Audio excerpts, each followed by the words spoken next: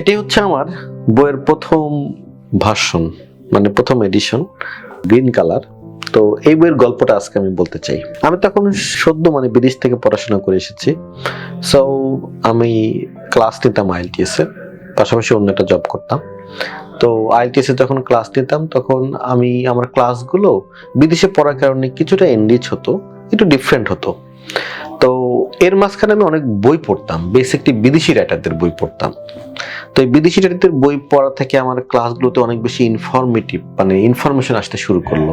এবং this thing ওই সময় স্টুডেন্টরা খুব লাইক করতো ওই বিষয়টা। তারা আমার কাছে একটা জোর দাবি চালায় যে স্যার আপনি একটা বই লেখেন, আপনার এই জিনিসগুলো একটা বইয়ের মধ্যে থাকলে ভালো হয়, তাহলে আমাদের পড়তে শুনতে হয়।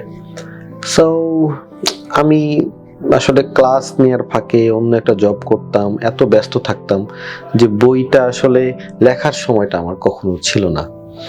সো আমি তাদেরকে বারবার অনুরোধ করার পরে খুব প্রেশারাইজ করেছিল, কিন্তু আমার স্পষ্ট মনে পড়ে ওই সময় যারা স্টুডেন্ট তারা যদি ভিডিওটা কেউ দেখে থাকেন তারা বুঝতে পারবেন।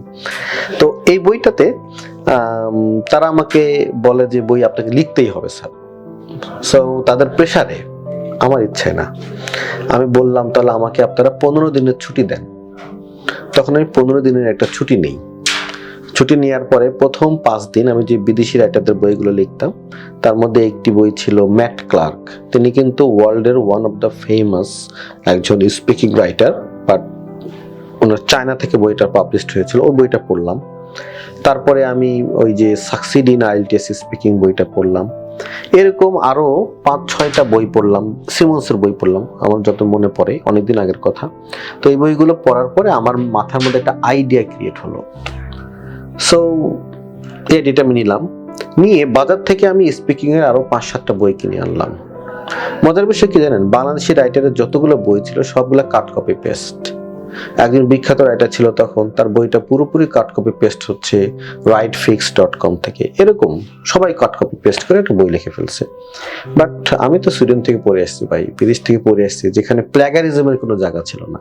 আমার এই বইটার শুরুতেই এই কথাটা লেখা আছে, এখানে নো প্ল্যাগারিজম, অর্থাৎ আমি কোনো চুরি করিনি এই বইটা লিখতে।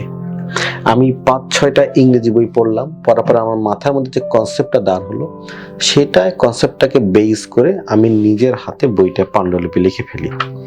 আমার মনে আছে কম্পিউটারে তখন লেখার সুযোগ ছিল না, এটা আমি হাতে লিখি এবং হাতে লেখার পর একজনকে দিই, তারপর সে টাইপ করার পর এই বইটা চলে আসে। সো ওই সময়ে অর্থাৎ 2015 সালে বাংলাদেশে এই বই আসলে ছিল না, এরকম টাইপের বই ছিল না আর কি। তো বইটা আসলে আলটিমেটলি বইটা যখন আমি নিয়ে আসি, এই বইটা নিয়ে অনেক পলিটিক্স হয়। পাবলিশার একজন দেয়, তিনি বেশি টাকা দাবি করে, পরে আমি অন্য আরেকজন পাবলিশার কম টাকা দাবি করে, তাকে আমি দেই, সে বইটাকে খুব ভালো একটা শেপ দিতে পারেনি, বইয়ের লেখাগুলো খুব এলোমেলো হয়ে গিয়েছিল। তারপর একটা বই আসলে চলে এসেছিল বাজারে আমার। সো এই বইটা আমাকে, এই বইয়ের সাথে আমার অনেক স্মৃতি। এই বইটা আমাকে আসলে অনেক দেয়, কি বলবো, ব্রেক থ্রু দেয়। So this is actually first book, এবং এই প্রথম বইয়ের ঘটনা হলো, কাহিনীটা এরকমই ছিল। এই বইয়ের একটা অসুবিধা রয়েছে, সেটা হচ্ছে এই বইয়ে কোনো কিউ কার্ড ছিল না, শুধু পার্ট 1 এবং পার্ট 3 নিয়ে আলোচনা ছিল ভার্সন 1-এ। এটা হচ্ছে ভার্সন 1 এর গল্প। সো ভার্সন 2, ভার্সন 3 এবং ভার্সন 4 এর গল্প নিয়ে আপনাদের সামনে আসছি আমাদের পেজে।